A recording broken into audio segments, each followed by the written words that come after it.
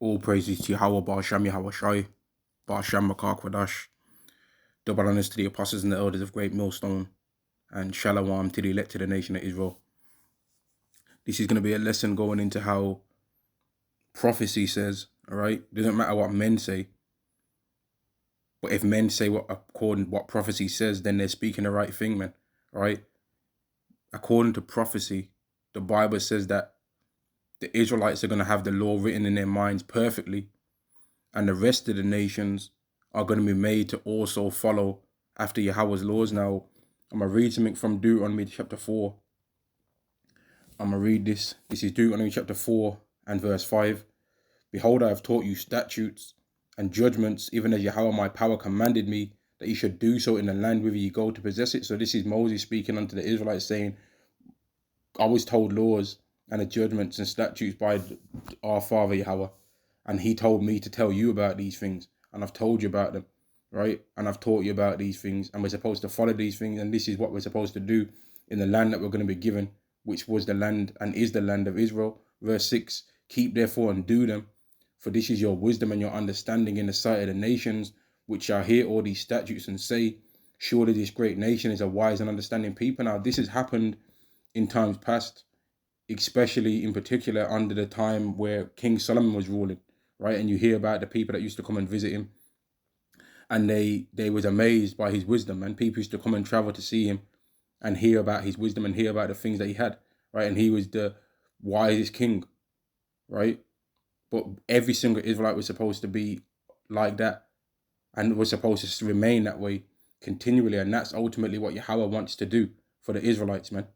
Verse 6 again, keep therefore and do them, for this is your wisdom and your understanding in the sight of the nations, which shall hear all these statutes and say, surely this great nation is a wise and understanding people. So the laws of Yahweh Ba'ashem Yahweh Shai, the laws that we was given, the laws of Yahweh, is our culture, right? We're not supposed to be passing down as part of our culture twerking.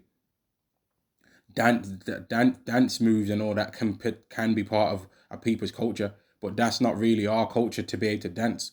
We can dance, we can sing, but that's not our culture really. Our culture is the laws that Yahweh gave us, man. That's the way that we're supposed to show ourselves to the rest of the nations. Let me read it again. Verse 6, keep therefore and do them, for this is your wisdom and your understanding in the sight of the nations, which shall hear all these statutes and say, surely this great nation is a wise and understanding people. Now, how the world works in general anyway, is that people like to see somebody else either succeed or fail before they try and do something, man, right? That's what people like to do generally, right? So what people are doing in this world right now is they're trying to think that they can, what Israelites are doing is they're trying to think, oh, well, I'm going to do my worldly things, but then I'm going to see what these Israelite brothers are saying as well at the same time, and see if they end up getting destroyed. Because I'm gonna talk and say most high this and most high that, but I'm not really gonna change too much things in my life. That's the kind of things that they say. And that's why there's a scripture in the Bible that says, thy people shall be willing in the day of thy power, man. And that's what these heathens do when they look at us too. They hear us say all these things and they pretend, some of these people pretend that they're about the Bible. You've got the Ishmaelites that they say, we believe in the Bible, but we believe in the original one, the first one ever made. And when you say to them, where is that? They never know. And then they go on to say that their book is the new Bible and all of this stuff. And it's just madness, man, because the laws in there are not the same. The God's not called the same name. So why would the God of one book change his name to another name for a new book? It don't make any sense. It doesn't make any sense. But in the Bible, it says that that's going to be his name forever. But then when he brings out a new one according to what they say, then he's changed his name. It don't make any sense. It don't make no sense, man. They're just trying to find some way to connect themselves to the Bible because they know that the Bible is the real book, man. They know it, which is why they even pretend to believe in it, man. But anyway, verse 7. For what nation is there so great, who have Yahweh so nigh unto them, who have power so nigh unto them, as Yahweh our power is in all things that we call upon him for? And what nation is there so great that have statutes and judgments so righteous as all this law which I set before you this day? And what nation is there that has a righteous way of living? When we look at the world right now, right, and we see how these people act regarding all the things that they think is the right thing or the wrong thing on the earth, we see that the laws of Yahweh would have cleaned that thing up a lot quicker, man. The laws of Yahweh would have cleansed a lot of these things, like adultery, for example. How you've got people that are having things like having their wives stolen from them and all that, right? That would have been cleansed with the laws of the Bible. All this alphabeting and rainbowing, that would have been cleansed with the law of the Bible. All these drug dealers running around and all these murderers and all these gang culture and all that stuff, that would have been cleansed with the laws of the Bible, man. The laws of the Bible would have got rid of all of that if they was enacted out on the earth. That would have cleansed all of that, man. That would have cleansed that. Now let me get this. Isaiah chapter 24 and verse 5, I think it is. Isaiah chapter 24 and verse 4. The earth mourneth and fadeth away. The world languisheth and fadeth away. The haughty people of the earth do languish. The earth also is defiled under the inhabitants thereof, because they have transgressed the laws, changed the ordinance, broken the everlasting covenant. Right? So because people have broken God's laws, right? That's why this earth is in this messed up state, man. Verse 6. Therefore have the curse devoured the earth, and they that dwell therein are desolate. Therefore the inhabitants of the earth are burned, and few men left, and us not being in power on this earth is actually part of the way how the curse can devour the whole earth, because us being in power is the ultimate way that the earth is in its best position, man. With us being in charge, then things are in their natural order, and people don't want to hear that, but it don't matter. With the Israelites being in charge of the earth, the Negro, Latino, and Native American, who are the Israelites really, that's their real name, right? Them being in charge of the earth puts the earth in its real order, right? Now, let me prove that. Because people might say, nah, you guys ain't the Israelites. Well, let's say this then. Whoever the Israelites are, right? Whoever you think the Israelites are, they need to be in power in order for the earth to be in its full state. Proverbs chapter 29 and verse 2. When the righteous are in authority, the people rejoice. Now, the righteous ain't in authority right now. I don't care what nobody says. So the Israelites are definitely not in authority of this earth right now. Because if they was, the people would be rejoicing. But when the wicked bear rule, the people mourn. Now, clearly, the righteous are not in authority on this earth. Clearly. So whoever is in authority clearly ain't righteous. How do we know that? Because people are mourning, man. People are mourning all over the earth. So clearly, the earth ain't righteous right now. Clearly, it ain't. There's wars going on in the world. Clearly, the world is not righteous, man.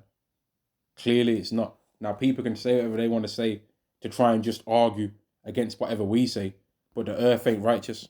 And when we look at who is ruling and who gets to say so, right, they look the complete opposite of what a so-called black man looks like. Let's just say it like that, man.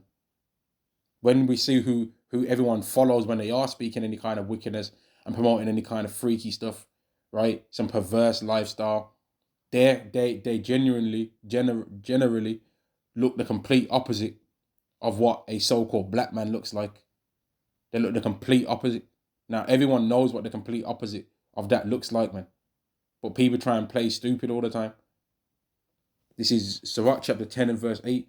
Because of unrighteous dealings, injuries, and riches got by deceit, the kingdom is translated from one people to another. So all of these people that, when they hear us say that America is going to be destroyed, that these countries are wicked, that this place is wicked, that place is wicked, right? And then they want to try and say why, and they want to try and say how, and all of this. Are you people stupid? Are you dumb? Like, you're not following the laws. You've got all these so-called Christian countries, but within all of these so-called Christian countries, there's also a perverse pushing of laws that's against the scriptures. There's legalizing and making it be illegal to rebuke these things, of things that Yahweh says are sins unto death. But then these people believe in the Bible. Clearly they don't believe in the Bible. But anyway, the purpose of this lesson is that, in fact, let me go back to that. The law is going to be enacted out on the earth, man. That's what prophecy says. Sirach chapter 10 and verse 4, the power of the earth is in the hand of the Lord, and in due time he will set over it one that is profitable. So when it's all said and done, a righteous ruler is going to be ruling over the earth, man. Right? A ruler of righteousness is going to be ruling over the earth, and all these wicked people are going to perish, man. They're going to fall. This is Psalm chapter 2 and verse 1. Why did the heathen rage and the people imagine a vain thing? Now, what is one of the vain things that they're imagining? Well, the scripture is going to say, the kings of the earth set themselves and the rulers take counsel together against Yahweh and against his anointed, saying, let us break their band asunder and cast away their cords from us. Now, that sounds like a conspiracy to me. That sounds like a secret society to me. That sounds like hidden agendas to me. There's things that people mock in this world, but that sounds like you're clearly reading about it right there. Verse 4, he that sitteth in the heavens shall laugh, Yahweh shall have them in derision. Then shall he speak unto them in his wrath, and vex them in his sore displeasure. Yet have I set my king upon my holy hill of Zion. I will declare the decree which Yahweh have said unto me, thou art my son, this day have I begotten thee. Ask of me, and I shall give thee the heathen for thine inheritance, and the utmost parts of the earth for thy possession. Thou shalt break them with a rod of iron, thou shalt dash them in pieces like a potter's vessel. Now, that is going to be done through the laws.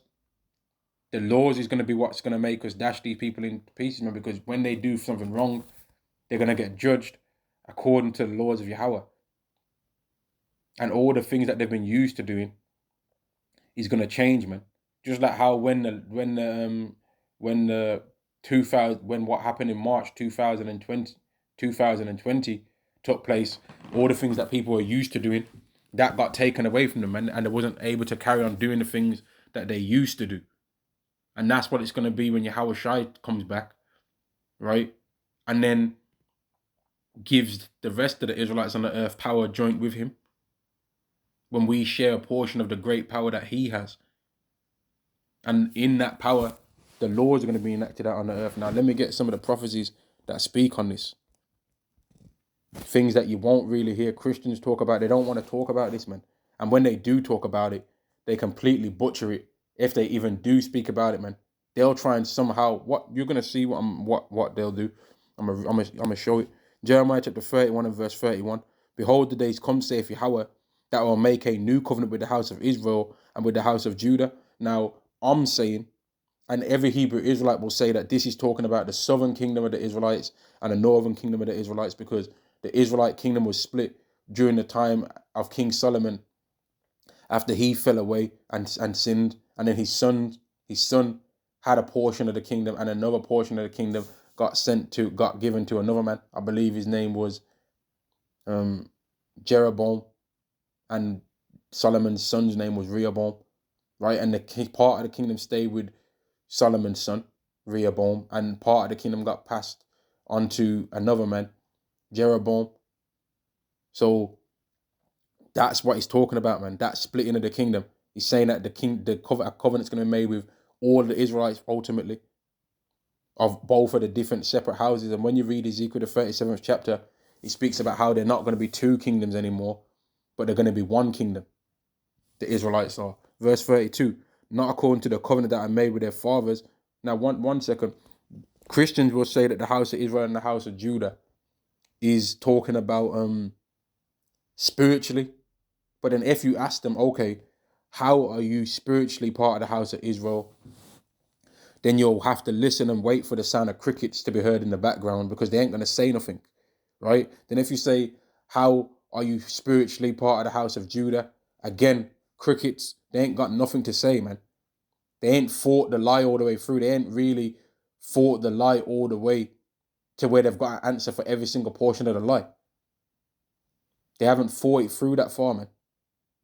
Verse 32, not according to the covenant that I made with their fathers. So this is clearly letting you know that this ain't no spiritual thing that he's talking about when he's talking about the house of Israel and the house of Judah. This is a lineage thing. Not according to the covenant that I made with their fathers. Now, a Christian will say, see, yeah, it's not according to the covenant that was made with their fathers. And I'd agree. But they're trying to somehow make out like that, saying that it means that it's going to be given to heathens, which is stupid. But the scripture carries on and says anyway, in the day that I took them by the hand to bring them out of the land of Egypt. Now, everyone didn't come out of the land of Egypt.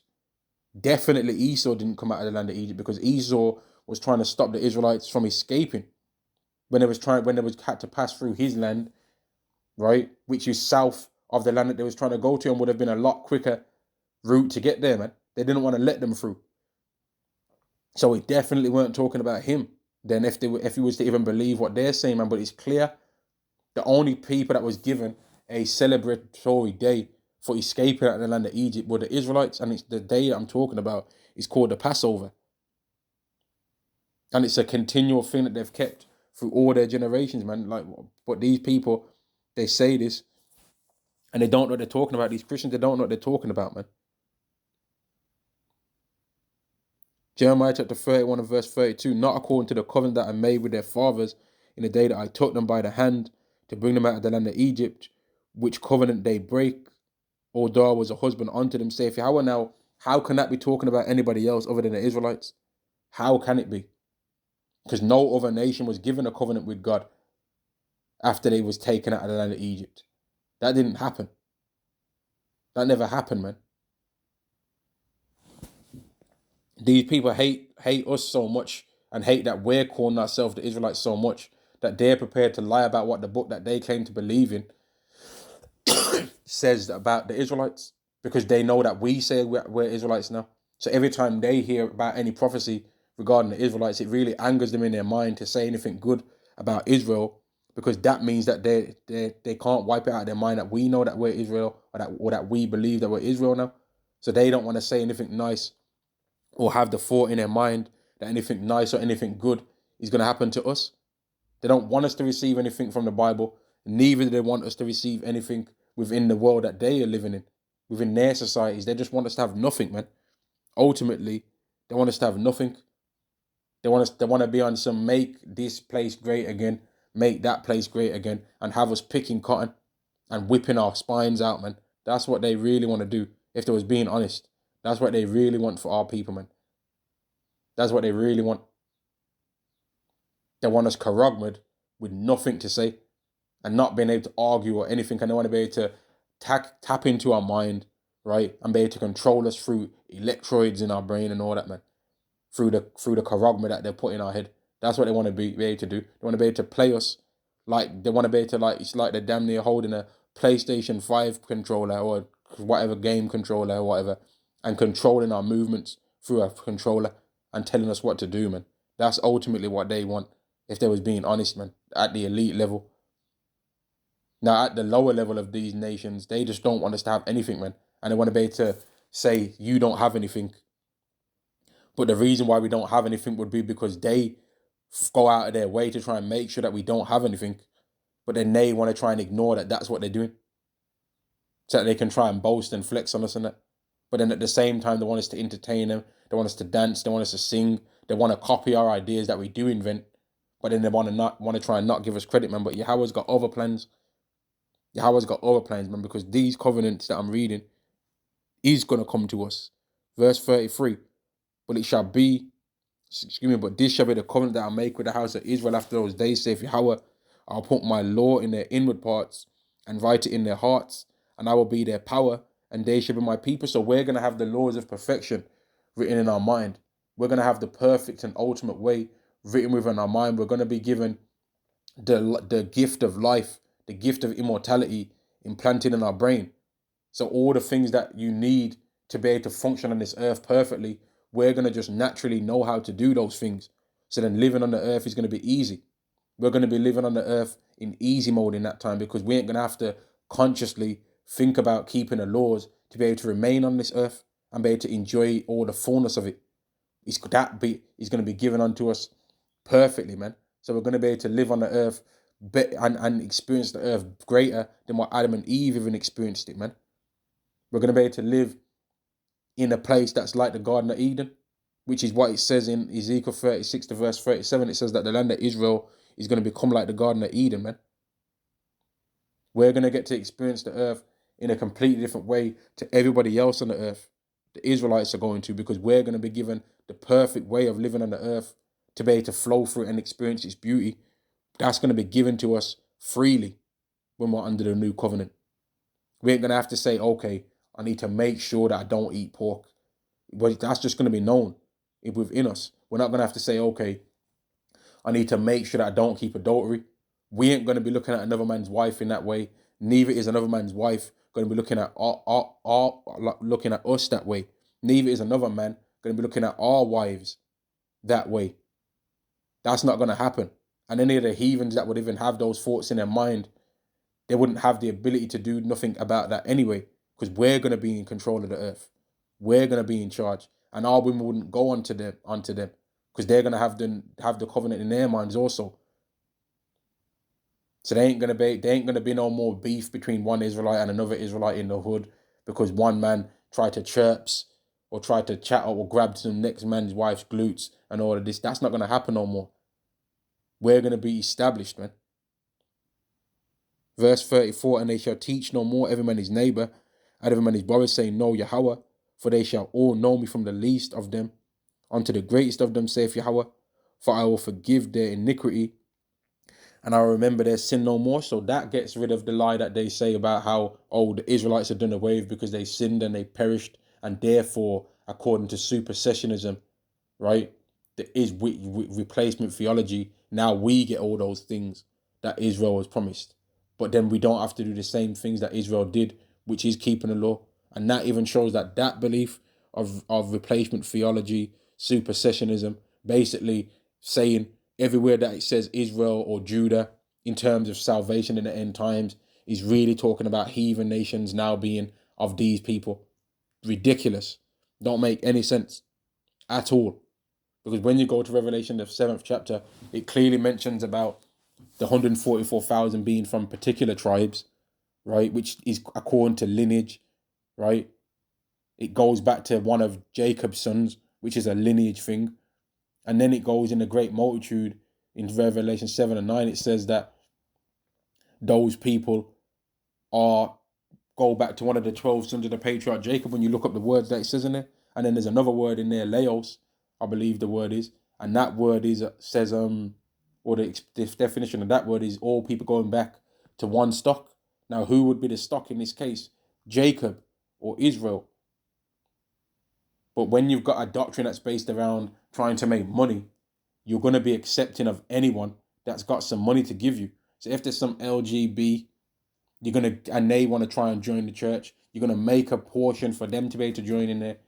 If there's people that want to get trees in their house and put them in tinsel and deck them with silver and gold and fasten it still so that they move not, you're going to make a way for them people to be able to get in there. If there's people that want to be able to eat pork, but they've got some money for you, you're going to say you don't need to eat pork. You can eat pork.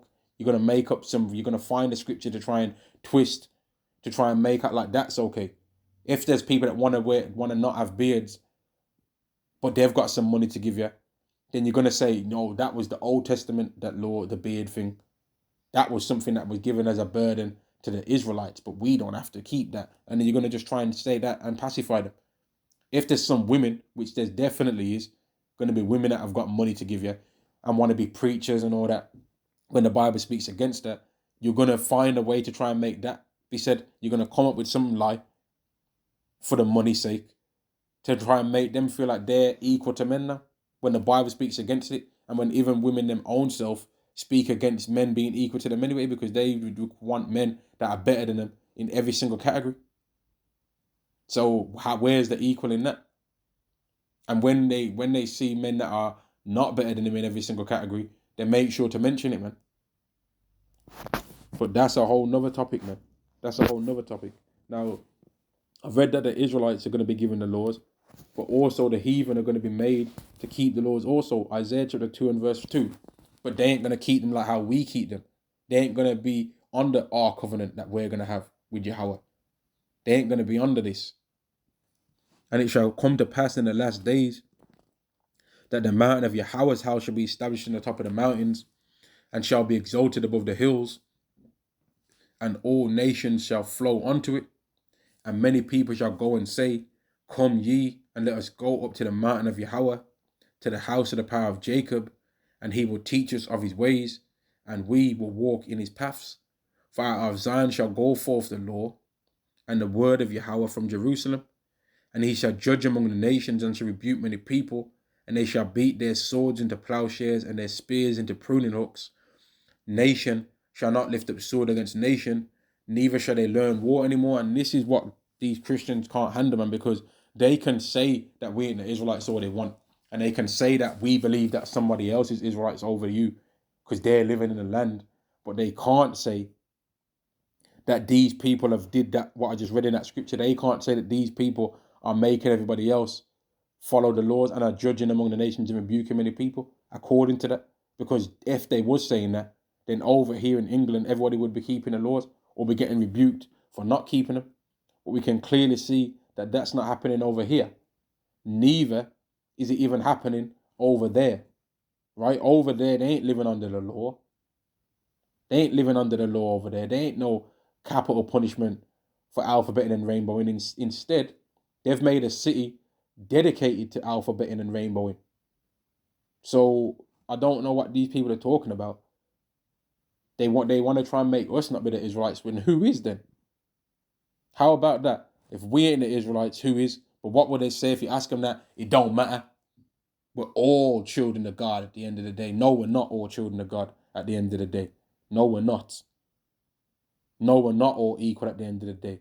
Because when we go in the store, whether we're 10 years old, whether we're 20, 30, 40, 50, 60, 70, the security guard in the shop is going to follow us around for whatever reason that they want to try and follow us around a lot of the time, man. Now, if you want to say that that's not happening, well, that's fair enough, man. If you don't think that that's happening, fair enough. When we're in a workplace, they're trying to find ways to try and mess with us there. And even if they say, okay, you work here and you're good at your job, and they know that they can't fire you, you might be part of a union, you might have some kind of skill that they can't get rid of you and replace you easily, whatever the case may be, right? They might know that they need you there, right? They'll still be trying to find ways to mess with you there. And if it's not an Edomite at work, but then it will be an Edomite that's your neighbor that's going to be trying to mess with you. And if it's not an Edomite that's your neighbor, but then it's going to be an Edomite or a heathen when you're driving your car to go somewhere. And if it's not one of them there, then it's going to be one of them somewhere else, man. They're going to be trying to mess with you in some kind of way to try and ruin your life, man. Just for fun. Just for fun. These are the kind of things that happen on this earth for us right now. So don't tell us about, no, everything's equal and we're all the same and all that. We're not all the same, man. And you people have made sure to let us know that we're not the same every day until we've got this word. And then all of a sudden you wanted everyone to be equal. You didn't care about us being equal before we started caring about us being Israelites, and still we started believing that and speaking on that.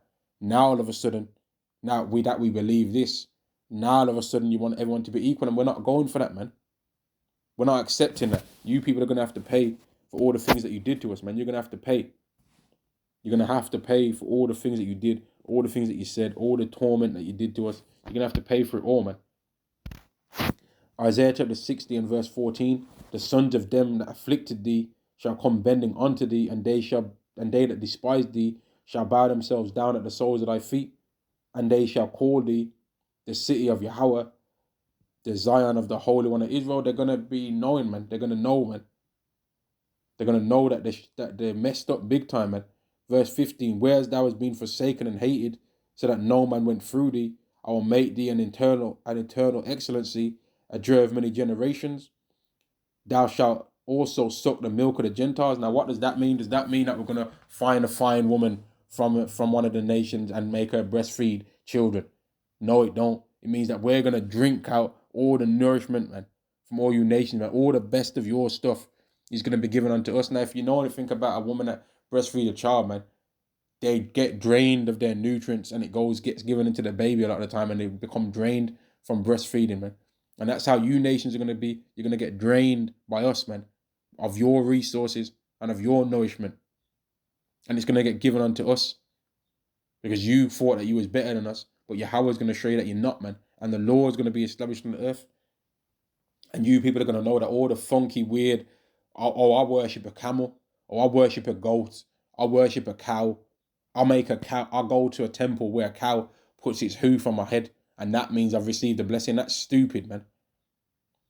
Or going behind the back of a cow and making it wee on your hands, and all these mad things that these people do, man. Or running around in circles, jogging, doing the bleat test around a damn rock somewhere in the Middle East, man. All of that's madness too. And people can get angry as they want, man, and foam at the mouth and say whatever they want to say. This is going to happen, man. And all the things that you people are thinking are not going to happen. The things that we think are going to happen is going to happen. The Karogma, Revelation 13 and 16 to verse 17 is going to happen, man. There's going to come a time on this earth where everyone is going to be made to take something if they want to remain a part of this society. And those that say they don't want to are going to be faced with a difficult decision, man. They're going to be faced with a life or death scenario. And they're going to choose, the elect of the nation of Israel are going to choose death in order to receive life. And those that try and choose life are going to ultimately receive death. Because there's not going to be no reward for taking that for real. It's going to be a trick. Verse 16, thou shalt also suck the milk of the Gentiles, and shalt suck the breast of kings, and thou shalt also, and thou shalt know that I, Yahweh, am thy Savior and thy Redeemer, the mighty one of Jacob. We're going to be established, man, and where the laws is going to, like I said again, the laws is going to be established on the earth, man. Verse 21, thy people also shall all be righteous. They shall inherit the land forever, the branch of my planting, the work of my hands, that I may be glorified. Now, has this happened to those people in the land of Israel that are claiming to be the chosen? Or is there some people over there that will say, I'm a non-practicing, or I'm this kind of segment of it, or I'm that kind of segment of it? And then there'll be people that say, well, I'm a Jew, but I'm not really believing none of that stuff. Or they'll say, I'm a Jew, but I don't really believe in the concept of a chosen people. But then how are you saying you're a Jew then? How are you saying from the tribe of Judah, but you don't believe that you're a chosen people? In the book that makes you even comes up with the idea of the concept of Judah or anything like that, or Jew, is from the Bible. There's nowhere else that you hear about that. That ultimately comes from the Bible, man. What are you people talking about, man? What are you all talking about? Like, the things that you people say is ridiculous. The laws are going to be established on the earth, man. People are going to be made to keep the laws. And I just read it. I read Jeremiah, the 31st chapter, showing that the new covenant is that the Israelites are going to be given the laws within their mind. And I read Isaiah, the 2nd chapter. But here's another one. I read Isaiah, the 2nd chapter, where it says that in the end days, that all these nations are going to come to the Israelites to hear about the laws. But here's another one. This is Daniel chapter 7 and verse 14. And it was given him dominion and glory and a kingdom, and that all peoples, and let me go up one. Daniel chapter 7 and verse 13. I saw in the night visions, and behold, one like the Son of Man came with the clouds of heaven, and came to the Ancient of Days, and they brought him near before him. Now this is talking about Yahweh Shai. And there was given him dominion and glory and a kingdom, that all people, nations, and languages should serve him. His dominion is an everlasting dominion, which shall not pass away, and his kingdom which shall not be passed, and his kingdom which shall not be destroyed. It's not going to be destroyed, man. It's going to be lived in according to righteousness, not injuries, riches got by deceit, and that's why it's going to be forever. That's why. Verse 27. And the kingdom and dominion and the greatness of the kingdom under the whole heaven shall be given to the people of the saints of the Most High, whose kingdom is an everlasting kingdom, and all dominions shall serve and obey him. And what are we going to be making them people do? Keep the laws. That's what we're going to be making them do. Now, people can laugh and say whatever they want to say, man. It doesn't matter. If you say you believe in the Bible, you should believe this. If you say you believe in the Bible, you should believe that the kingdom of heaven is going to be lived in according to God's laws. You should believe that. You shouldn't be trying to make excuses just because you want to eat pork. You shouldn't be doing that. There's other things you can eat, man. There's other meats that you can buy in the store that are lawful, that will even probably be cheaper some of the time, man, or cost the same. There's no excuse, man. Pork is pork that nice, really, that you people want to try and destroy yourself if you want to. You say you believe in God, right? And you say that some of you Christians say that there's hell. Is hell better?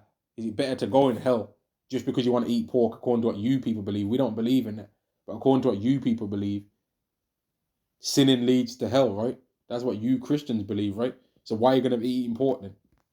You Christians are jokers, man. You don't live your life according to people that believe in hell. You live your life according to people that think they can just get away with anything and have no consequences for your actions. That's how you Christians live, man. And that's why you actually think it's an insult to mock us that we speak about God's laws. You think that that's an insult? You think that's an insult to say that? To say all you ever talk about is the laws? Well, when you never talk about them? How about that? They say all we ever talk about is the laws, which is a lie. But they never talk about them ever. So where's their balance in that? Where's their balance, man? Where's this prophecy that I'm looking for, man? Where it speaks about swine eating, those that eat swine. Here we go. This is Isaiah chapter 66 and verse 15. For behold, Yahweh will come with fire, and with his chariots like a whirlwind to render his anger with fury, and his rebuke with flames of fire. For by fire and by the sword will Yahweh plead with all flesh, and the slain of Yahweh shall be many. They that sanctify themselves and purify themselves in the gardens behind one tree in the mist, eating swine's flesh, and the abomination and the mouse shall be consumed together. Say, if Yahweh so eating swine's flesh sounds like it's a pretty big deal according to prophecy. But according to what you Christians say, you can just eat whatever you want to eat, man. It's, as long as you bless it, as long everything's sanctified and good for food. That's what you Christians want to say. But you wouldn't eat crocodile, would you? But maybe some of you would, man. You bug outs. Maybe some of you would do that. But we wouldn't, though. Now that we're enlightened, we wouldn't eat none of these things that we used to eat anyway. Because some of us might have ate some wild stuff in the past, man. Some of us might have ate some wild things in the past. Trying to think that we're exotic and that might have ate lobsters and all this. Might have ate ostrich. Might have ate, oh no, man, bugs. Might have ate frogs. Might have ate all types. Might have ate snails before. Would have ate prawns. Would have ate all types of stuff that's not lawful to eat. But now that we know that we're not supposed to eat them, which the Christian church that a lot of us grew up in didn't tell us about these things. Now that we know that the Bible speaks against that, we don't eat them no more. Because we know that ultimately the laws are going to be established on the earth, man. So it makes sense to try and follow as many as you can now to the best of your ability. And I'm going to end the lesson there. The laws are going to be established on the earth. All praises to Yahweh, Ba'asham Yahweh Shai, Ba'asham Rakar Kadash. Double honors to the apostles and the elders of Great Millstone, and Shalom to the elect to the nation of Israel. Shalom.